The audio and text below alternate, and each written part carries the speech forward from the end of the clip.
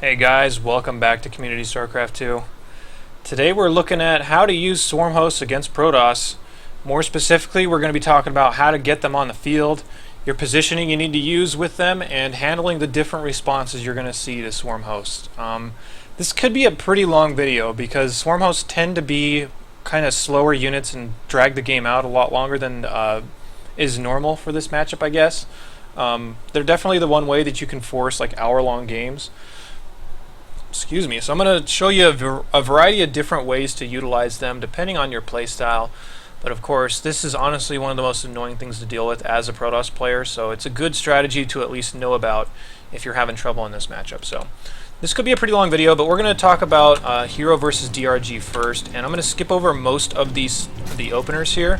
One thing I will say is that getting to swarm hosts is all about the way you springboard. You usually can't just go straight there because it doesn't typically work like that. You need to either get there by knowing that they're playing extremely passively or by being aggressive and forcing them to produce stuff and trade out your units for their units and then start into swarm hosts later when they're not really prepared for it. So it's not one of those compositions where you're just like, you know what, I'm just going to go right for this and I don't care. You need to be prepared against the various different things that they do, because if they open up with a really fast attack, then your swarm host won't be out in time and you'll be dead. So what we're seeing in this game is Hero went Nexus first into Forge and then a Gateway right afterwards. So if you watch the scouting videos, you know that there's not a lot of threatening Gateway timings that are going to be coming off of this most of the time. And if there are, I'll at least know the timings because I watched the video, so I can be prepared for stuff like that. So the first thing you need to make sure of is that you don't die to something super aggressive on two bases.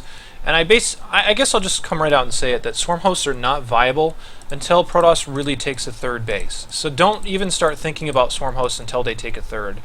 There are some weird like two-base swarm host things, but nobody uses those at pro level for a good reason. That's just because they can be defeated pretty easily. I can't remember the last time I actually died to two-base swarm hosts as a Protoss, so I wouldn't recommend it. So Hero just grabbing his gases, DRG playing pretty normally here, and again against the Protoss it takes an expansion. You're going to want to look at your third base as soon as possible, so that's all really normal stuff. And there we go, he takes the gold. This is a weird map because this actually does favor swarm host play a little bit, and the reasoning is because since we know that swarm hosts can cover a large area, if there's less area for you to cover between your third, main, and natural, and you can protect your third while also attacking theirs if they decide to take the gold, then swarm hosts are a really good option. So smaller maps actually tend to favor swarm hosts a little more than larger maps. So kind of keep that in mind. I mean, you can run swarm hosts on larger maps, but trying to cover that much ground with such an immobile unit composition can be really hard. So that's another thing to say, is that if you're going on larger maps, you want to look at more Mutalisk based strategies perhaps. But on smaller maps, swarm hosts are definitely a better option. So Protoss opening up with a Stargate, and DRG just needs to double check that there's no aggressive gateway timings coming out. So he's going to eventually scout with this Overlord and double check. He sees a couple units moving across the map here, nothing horribly alarming. We're not going to cover too much here because we've covered a lot of this already in scouting videos and videos such as defending gateway attacks and stuff like that. So if you're having trouble with that exclusively, then go back and watch those, but this is assuming you've already watched those. So the Overlord's going to come in here and scout, double check what's going on. Mostly he just needs to see that there's a third taken. So he's going to sit his Zergling here, and he really can't start getting into these swarm hosts until the third is being done. So Lair's on the way. This is a pretty normal Lair timing, maybe 7 minutes. You can even get a Roach Warren if you want to. You should already have Zergling speed by now most of the time. It just depends on how you like to play this opening stage of the game. Having no Zergling speed and no Roach Warren is kind of a death sentence, so I would recommend getting at least one of the two, if not both. So coming out here is Hero. He's going to see the probe and the units coming over here to take the third. So now you know that the Protoss is going to have a little bit of time before they want to be super aggressive. So you can think about starting to get into your later stages of tech. And here we go. Infestation Pit is on the way for DRG while he maintains some aggression and tries to trade out with his cheaper units. So that's what I'm talking about here. You can't usually just go straight for it. The things that he's trading out here are things like sentries. Going to try and maybe kill some probes if they're transferring. These Zerglings are really expendable at this point, and the whole goal is to try and springboard into a safer swarm host transition. So we should see the Locust upgrade starting here in just a minute, and swarm hosts are already on the way. So here we go. I'm going to fast forward until they're out and they start to get burrowed here, but you definitely do want to get the Enduring Locust. I just call it the Locust upgrade. That's what everyone calls it, but the actual name is Enduring Locust. You want to get that so your Locust can travel further, and you also do want to keep up on your upgrades here. This is a big deal because you're going to support your Swarm hosts a lot with possibly things like Roaches and Hydras, but the upgrade on here assures that your Locusts do more damage, and it punishes Protoss a lot harder for being sloppy against them. So getting the upgrades is a big deal. And we're going to start to see the first couple of sieges here from the Swarm host. You can even wait until the Locust upgrade is done so you can travel this far across the map. And you typically don't want to reveal the Locust too fast if you can help it, but if you can find some advantage to putting them out there earlier rather than later, then that's fine. You could even just sit them on top of this just in case it starts to get aggressive. So if you maintained your information on the scouting video, you're going to know, based upon what we've seen on the production tab, this is going to be kind of a faster blink play from Hero. So the Swarm hosts are good against that, but you still do need support against that type of play as well. So he is producing Roaches to try and help to buffer this just a little bit, but if he holds off the blink play and he can get the Protoss to go back to his base, then he's in good shape. So Hero starts to blink in here, being kind of irritating, but the Locusts do have the range to try and shoot up that little cliff right there. So now Hero knows it's Locusts, or rather knows it's a Swarm host. So his response is going to be Colossus, and this is what you're going to see almost all the time. So now we need to think, if he's just on Colossus and I support with Roach Hydra, he's just going to burn a hole right through me. So this gives me an opportunity to start advancing this sort of evolving tech. My Swarm host can still be a threat, but I also need to find a way to abuse his reactions to that. So Swarm hosts start to rally forward, or rather the Locusts start to rally forward here. Protoss has to burn some force fields here. Thus far, he hasn't really lost anything, and that's the whole goal with this, is that, yeah, these are free units, but these Swarm hosts still cost some money. They still need to pay for themselves at some point. So you still need to kill stuff, or at least force them into a predictable reaction with these Swarm hosts at the minimum. You'll notice he's not going wild with the Swarm host, because this is one of those builds where he can maintain the aggression while abusing the transition from Protoss. So if he really wanted to get cute, he could throw down a Spire and switch into Mutas right now, expecting there to be a lot of Colossus. But we're going to see what he wants to do. So he's going to continue to rally forward here, and like I say a lot of times on this map, my computer for some reason has a bad frame rate on it, so this might get a little bit rough, and I apologize for that, but not much we can do now. So continue to rally forward here. He's going to basically be under the assumption that Protoss has to defend against the Locust, so he's probably going to have most of his army here. And if he can get run-bys or something in the meantime, then that's a good way to start making Protoss trade stuff out. So this is a really aggressive Swarm host style. You can see him hitting every place at once, and no matter what, these Locusts are going to do something, whether it's killing units or whether it's forcing units to stay back here so that he can multi-prong. So we'll continue to watch DRG kind of picking apart Hero right now, killing a lot of workers. He might actually get this Nexus, and that would be a big win. So fast forward here, and he's just barely going to get it. Oh, not quite. That sucks, but at the same time, he is doing quite a bit still at the other bases, killing quite a handful of workers. You can see already 9 workers are down, even more are going to continue to be lost. You'll also notice he is supporting his Swarm host with Queens, just because you don't want to get caught with them just making a whole bunch of Stargate units and killing your Swarm host. So supporting with things like Queens is fine, maybe some Hydralisks.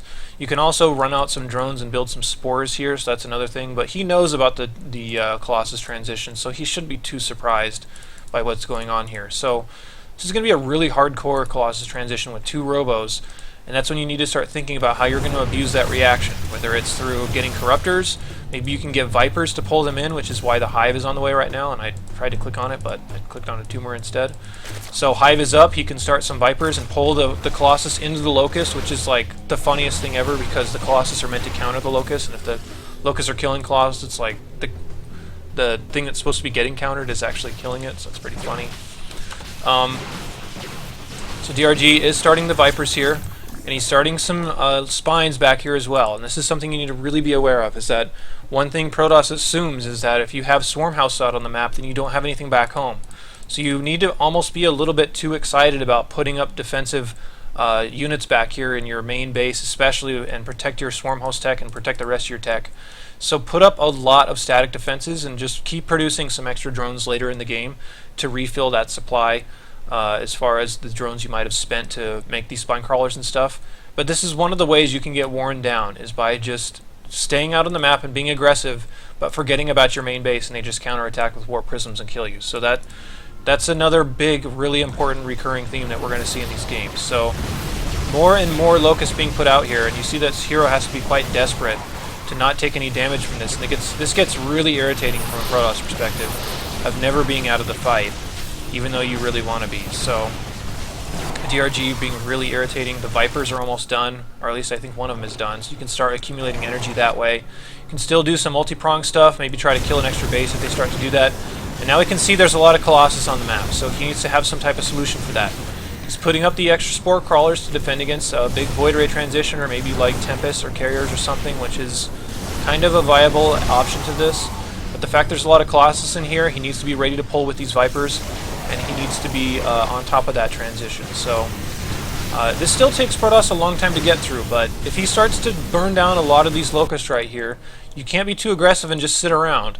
If he gets on top of your army and starts advancing really aggressively after killing a wave of Locusts, you need to be willing to move these Swarm Hosts away and kind of give up the position. So, like I said, these seem like all these are free units, but the Swarm Hosts still cost something. They still need to do something to pay for themselves. So, you need to not just throw them away and just accept that they've done something. Just try to keep them alive at all costs. So now that the next wave of Locusts is coming out, you can start to pull in these Colossus. And if you can kill Colossus, if that's their only counter to it, then you're going to be in really good shape. So he does kill one Colossus. Now that he's force fielded, he might want to think about walking these Swarm Hosts away, or at least find some other answer for these Colossus. And he's just going to stay there, continue to try to surround. You can see he has a lot of Vipers out right now. This is 4 Vipers. You can continue to resupply with that as well. And you don't want to lose these Vipers especially. So, yeah, we'll keep going forward. One thing I should also mention is that one really good thing these Locusts do is they push away Templar. So this is why Vipers is a good reaction. If you're losing Templar to Locusts from a Protoss perspective, then that's the biggest waste ever. You never want to be losing big important gas units to free units. Especially if they get pulled in, or if Colossus or something get pulled into like Spores or Locusts or something. If you're a Protoss and you're losing big expensive gas units to really cheap stuff from Zerg, it's the biggest way to just throw a game away. So that's what you want to aim for here. So more Colossus being at least trying to be targeted down. A Viper gets pull on this Colossus is going to die, so that's a really great trade. Pulls in another Colossus, going to kill another one, so DRG is doing really well to support his Swarm Hosts from here. And this is a pretty long game, 33 minutes. We probably won't watch the entire thing. This was meant to just kind of be an introduction to the idea of using Swarm Hosts. From here, Hero's going to try to start getting into Templar Archives, but like I said, if you can kill Templar with your Locust, that's the biggest favorable trade for you. It's not even funny how favorable that trade is for you. Worst case scenario, they have to waste storms killing Locusts, and then it's like an even trade there anyway. So the whole idea here is just to push them around with the Swarm Hosts and to not lose them throughout this stage of the game. This is a super long game like I talked about, and most of this is just going to be Viper versus Colossus, and the rest of this game is going to be trying to deny these extra bases with little run-bys and whatnot, and also defending from drops. As you can see, the drops have really already started here. So I thought this was a good introduction game, but just to not make this video like 2 hours long, we're just going to stop this replay and we'll jump into the next one. So the next one we're going to watch is Panic versus Sue. And Sue is a godly Zerg. And again, notice that this is Yonsu. This isn't in the map pool anymore, of course, but this is another really small map. We're not going to see a lot of huge maps being used with Swarm Hosts because, like I said, covering that much territory with Swarm Hosts is going to be pretty difficult. And the benefit of these smaller maps with Swarm Hosts is that you can keep your Swarm Hosts at a pretty defensive position kind of back at your base and still be attacking them. So that's a good bonus of using Swarm Hosts on smaller maps. So we're not going to pay too much attention to the opener. But like I mentioned before in the earlier replays, you want to make sure that you're not dying to anything before the Swarm Hosts are out. So that's your whole goal. And again, if they take a third base, that's your signal that Swarm Hosts are okay to use. So more hatcheries coming out here from Sue. This is actually a very quick 3-hatch. I think this was 3-hatch before pool if my timings are right. So Sue's being really aggressive about that. 3-hatch before pool is fine as long as you can verify that they've expanded, which is what Sue is doing. Again, we've covered a lot of this already in the scouting video, so not too much of a reason to stick on this for too long. Stargate coming up here for panic, nothing unusual. Sue just making drones, sticking on that whole philosophy of just make drones until they force you to produce something else. So Phoenix coming out here, so he'll be able to push these overlords away, as he's doing right now. Sue is making spores against the Stargate, which is all very normal, even making extra spores just because he doesn't want to have to lose any more drones than he's already going to by producing the spores, so there's a couple, no big deal. And he needs to just continue to look out for a third base here from Panic. And if he has any Zerglings out on the map, he can kind of sit them in those positions. That's what he's doing now with this one. Even two. You don't really need two, but either way. So continue to look out for a third base, and be aware of any timings that could come out from the Protoss player, and be expecting to be able to defend against that with whatever you choose. So starting some upgrades on his Zerglings here, because he doesn't quite know what's going on yet. It should be noted that Sue definitely really favors Ultralisk play, so maybe that's what he's thinking here. But now that his Zergling is being killed by these sentries pushing out here, and he should have actually seen that Nexus start, because the Zergling actually gets vision for a little while longer. It won't show up in the fog of war, but you can still see it sometimes. So he should know the third base is down. Now he should know that Swarm Hosts are a viable option. And of course he does have the speed and the Roach Warren ready to prevent any sort of big attacks from Protoss, which of course we've already talked about once again. So Swarm Hosts should be on the menu here pretty soon. Considering this is a smaller map, we should see it here in just a second. There we go. So starting the Infestation Pit is Sue. He's going to start the Enduring Locust upgrade as soon as that finishes. He also starts Aspire, just to have a few different options, and he's going to support his Swarm Hosts a little differently. And this is a mistake, by the way. He started a second Infestation Pit, because I think he might have just forgotten he started the first one. So this isn't anything special, so if you notice that on Production tab, don't just be like, whoa, he made 2 Infestation Pits, I'm going to do that. That's just a straight-up mistake. It's a waste of gas. So Sue continuing to try to be aggressive. Once again, he's trying to trade a little bit with his Zerglings just to see if he can get the Protoss to make any sort of mistakes. You can't just really go straight into it. You need to force some sort of aggression and some sort of response out of them. The response right now is Blink, and like we were talking about in the last game, there will be a little bit of a timing where Blink can get on top of the Swarm Host and deal a lot of damage. So you need to be prepared to defend against stuff like that, and Zerglings are fine against Blink if you can help out with Locust as well. So the Swarm Hosts are on the way. Panic is doing what he's supposed to and continuing to scout. And once the Swarm Hosts are up, you should be okay to defend against this, at least for a little while. So you can see that he's going to start breaking out of this now that Blink is done. They have little avenues for aggression here. You'll notice that Sue has not wasted too many units right now. And now that his Swarm Hosts are out, he can start rallying toward this area, considering that's where it's going to be coming from. He's not going to sit anywhere else other than his third. So fight should be getting started here just momentarily. Sue has, I think, shown his Swarm Host by now, so I'm pretty sure Panic knows. Starts to burrow. You need to start getting some cost out of these Swarm Hosts, so send them forward. And it's kind of on the Protoss to not make any mistakes from right here. So he's already killed a Stalker, already killed maybe another Stalker, maybe not quite. But still, this is going to force Panic to start to think about turning around.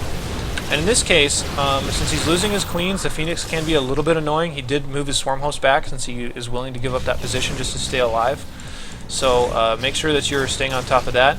Just to stop the Phoenix from getting too annoying, though, he is producing Corruptors, and that's going to be kind of his support for the rest of the game, rather than a really heavy Viper style. So Locusts continue to rally out here. Sue's going to lose this 4th base, which sucks, but it's not the end of the world. And he's finding other avenues to abuse the fact that the Protoss is out on the map by counterattacking and killing some other stuff while he can. So this still has an expiration date on it. You can't usually just push right through Locusts and stuff with these Stalkers. So force fields come up here. He can continue. He can basically stay on the map for as long as he still has Swarm Host energy. But supporting with more Zerglings, a few Roaches here and there, starting his upgrades like he's supposed to is Sue. So everything is going really well so far.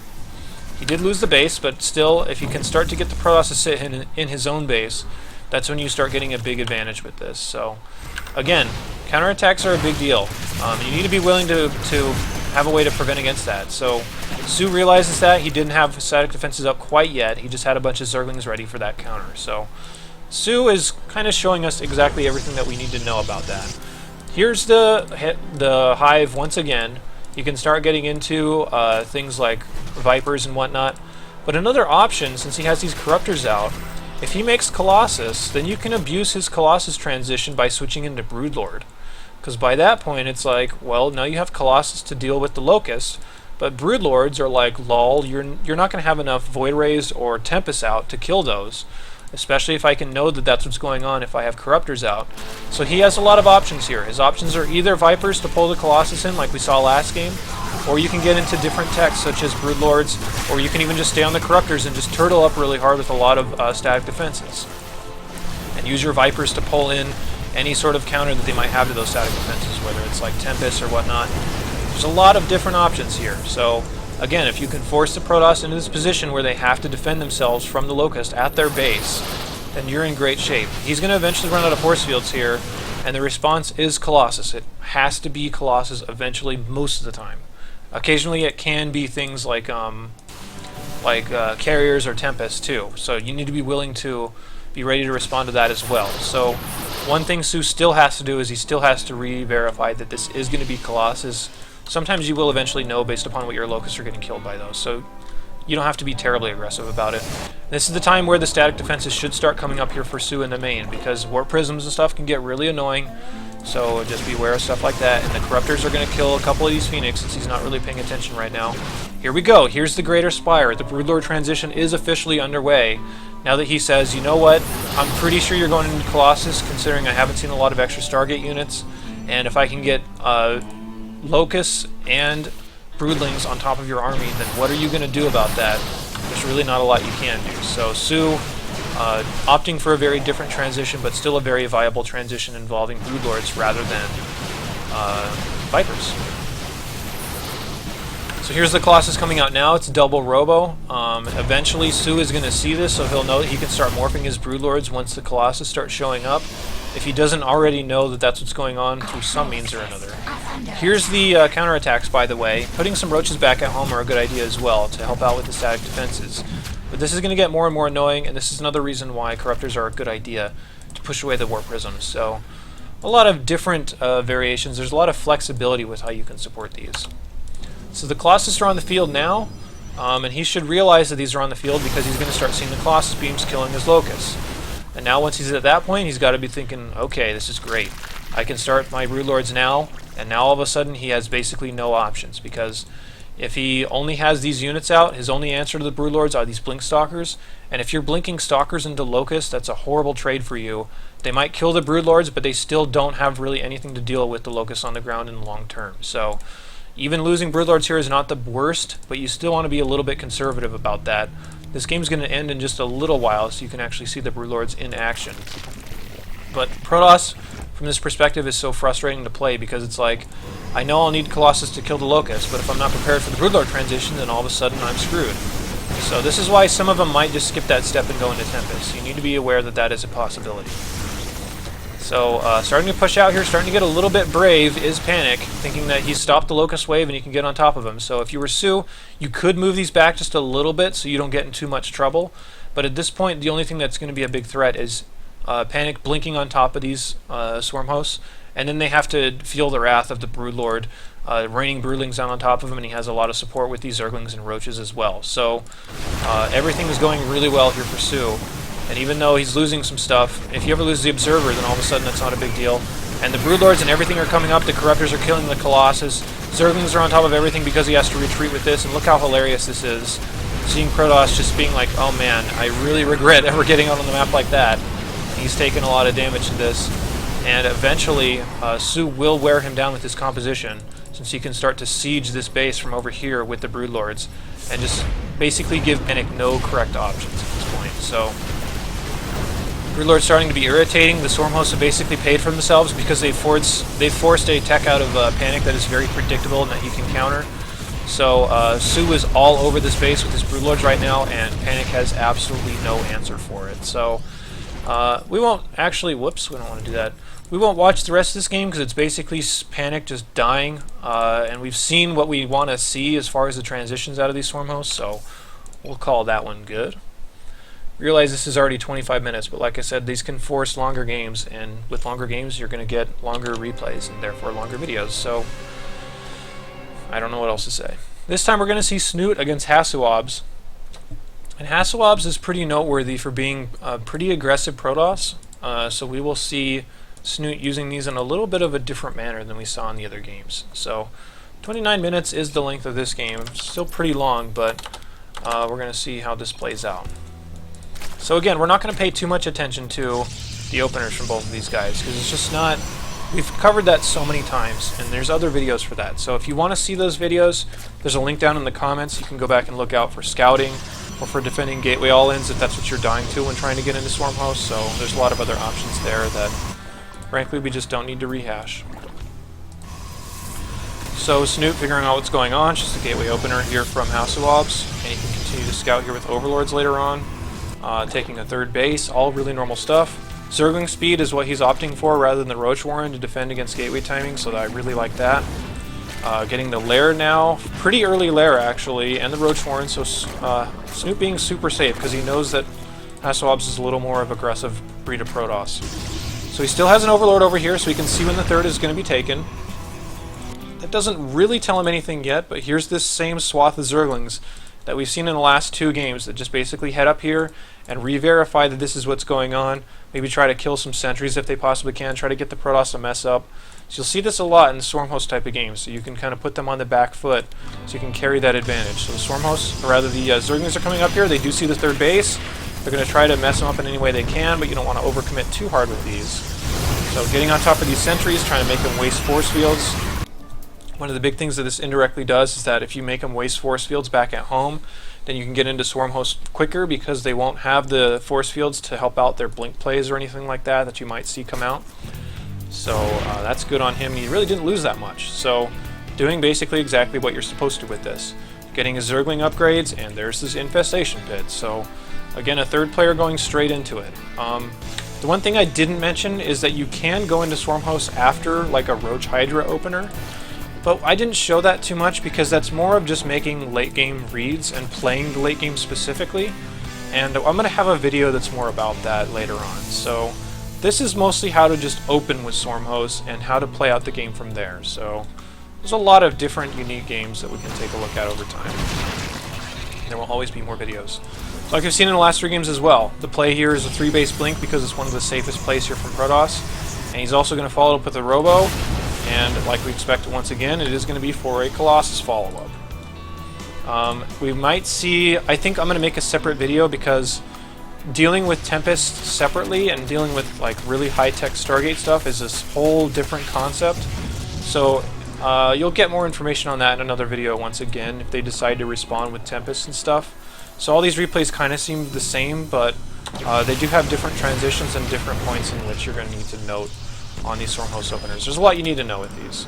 So this time, like we saw Sue last game lose his 4th base, Snoot just cancels it and just says, if I have Swarm Hosts on the way, they're probably not going to be able to hold both my 3rd and my 4th. So I'm just going to cancel it and say, screw it. I'm okay with playing 3-base versus 3-base for a little while until I push this away, and then I can expand pretty much at will. Just something we haven't talked about too much, but the idea of Swarm Hosts is that with any unit composition, if you can push the Protoss back into their base where they're just waiting, then you should be fine to take as many bases as you really feel comfortable with out on the map. So even if you take this one and maybe this one at the same time, once you push the Protoss back, then that's fine. So Protoss is setting up some pylons around here. You need to be willing to respond to those counterattacks once you know what it is. And here's Hobs being pretty aggressive like we were talking about. Swarm Hosts are going to come out and eventually push this away, but the fact that there are 1-1 Zerglings on the map are going to help out against this a lot. And your whole goal here with these timings is just to push these back into his base so that he has to transition and respond to these Swarm Hosts a little differently. So since the Locusts are following him, he knows exactly where this army's going. He can reposition his Swarm Hosts, change the rallies over to somewhere else. You can see they're heading over here instead. Zerglings are out just to deny pylons, maybe counterattack a little bit. So the whole idea here is just to hold this off in any way you can and get the Protoss to go home. So more Locusts being rallied out once again. And now he's realized that he's pulled the Protoss so far back that he can move his Swarm Host forward just a little bit and continue to push him back as hard as he wants. Here's the Warp Prism once again. This is a really common reaction, is a Warp Prism to follow up. So the stack defenses should start here for Snoot in just a little while. And you could even just blindly do this, knowing that once the Protoss goes home, that's when I need to start my static defenses. Protoss is almost home right now, but he's doing a really good job at continuing to try and push this away. One thing you also need to be sure that he's keeping up on is the attack upgrades for these. He hasn't started that yet, so it's one thing I have to kind of criticize a little bit. You want to get as good a trades as possible with the Swarm Host, and upgrades are a good way to do that. So taking the 4th base, here's the Hive now. This is going to be probably for Viper once again, but there's a lot of different ways you can support this, and we'll keep an eye on it. There's 1-1, or rather 2-2 on the way, and these are melee upgrades, so you might be thinking, this is unusual. And one other way you can do against this, like I said, the transitions are really flexible. Since he's keeping up on these, this could point to either Broodlords or even Ultralisks. And that's another way you can transition. If they have a lot of Colossus and Stalker out, which is what we're going to see, if you have 7 or 8 Ultras along with the Locust damage, you can blow through that pretty fast. And more importantly, you can smash force fields so that the Locusts can still do their damage. So Ultralisks are also a really viable transition. The only reason they're not as commonly seen is because a lot of times you will see double robo, so they can recover into Immortals fairly quickly if they can scout the Immortals, or rather the Ultralisk transition. But then you're putting yourselves into a position where you should have the late game take advantage no matter what you decide to do anyway. So you could go into Muta, you could go back into Swarm Host if they make a lot of Immortals. So a lot of different options here are available. And Snoot taking his 4th base here, so Snoot has definitely put the Protoss back on the defensive now. So this is exactly where you want to be. Let's just continue up to the point where you start to see the transition here from Snoot. And we may watch the entire rest of this game as long as I don't pause again, just to see everything that happens in the later stages of the game, since we haven't really seen that yet. But Snoot going to continue to rally forward here. And the Protoss, again, can't continue to engage as long as these are coming out, because you don't want to lose units against that. And the other side of this is that Hobs is taking a bunch of fringe bases, which is why it's good to have these extra units out to deny that. So that's more of a late game thing, not necessarily a Swarm Host thing, but one thing that is becoming more and more common is that Protosses are just expanding around the map away from the Zerg, so that even if they start to get attacked a lot here, they still have operational bases somewhere else. So that should be something you should be aware of, and if you just produce little amounts of Zerglings like this and run them around the map every once in a while, then you should catch a lot of that stuff.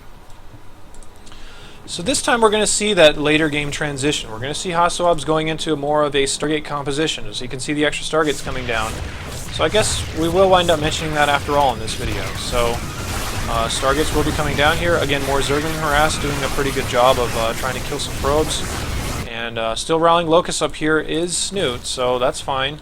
And of course, if you lose Zerglings, you can just repopulate. There's not that much of a penalty, especially if you're keeping the Protoss low economically. So here's the fleet beacon coming up now. This is probably going to be for Tempest.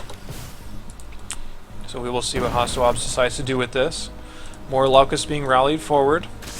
And you can see the spores have started. So this is kind of the later stages of this, is that if you get into this stage and they haven't died or done anything stupid yet, then you can start to produce a lot of static defenses. You should have a giant wall of Spore and Spinecrawler along with your Locusts to keep them protected. So that's what we're going to see as this game goes on. So, we should see the Tempest starting eventually here for Hobs. At least I think that's what this is for. I don't believe this is for carriers, because it's fairly unusual, but it is still pretty strong. So, the whole idea here is you're going to continue to try and box the Protoss into their base. And if you can box them in with Spore and Swarm Host, you're eventually going to get to the point where you just push them into a corner and there's not a whole lot they can do about it, especially if you're denying the extra bases on the side with maybe little Zergling run-bys and whatnot. So that's what Hobs is going to do here. And notice he's on about 3-3 melee upgrades, so the option to get back into Ultras at any point is definitely an option, or maybe Broodlords, but I think Hobs is making the Tempest transition in anticipation of these Broodlords. Still does need to be a little bit careful about this. He should move his Swarm Host back and not lose any if he can possibly help it. But still, you can see how irritating the stack defenses are. The Colossus can't be too eager about getting on top of it. Little Zergling run-bys once again to try and keep Hobs back in his base. Here come the Tempest right now. So we'll see the rest of this start to play out. This game is only about another 9 more minutes, so I think we will just go ahead and keep going.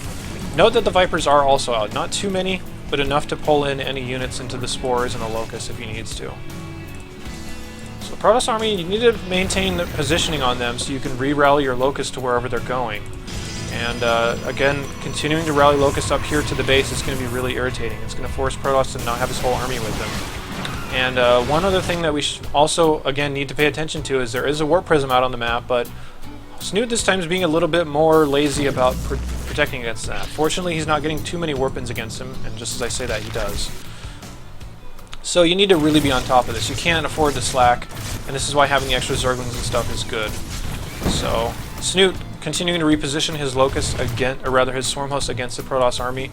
You just need to defend yourself. You need to defend yourself until the Protoss is dead most of the time, and that's what's up with all these stacked defenses. So Tempest have started to come out here. I think that Snoot might actually just mess up and lose this game if I'm remembering correctly. So let me just gloss over it really fast. Considering these spore crawlers are up, the whole idea here is just to use your Tempest to push his army around, and the spore crawlers are just there to be there.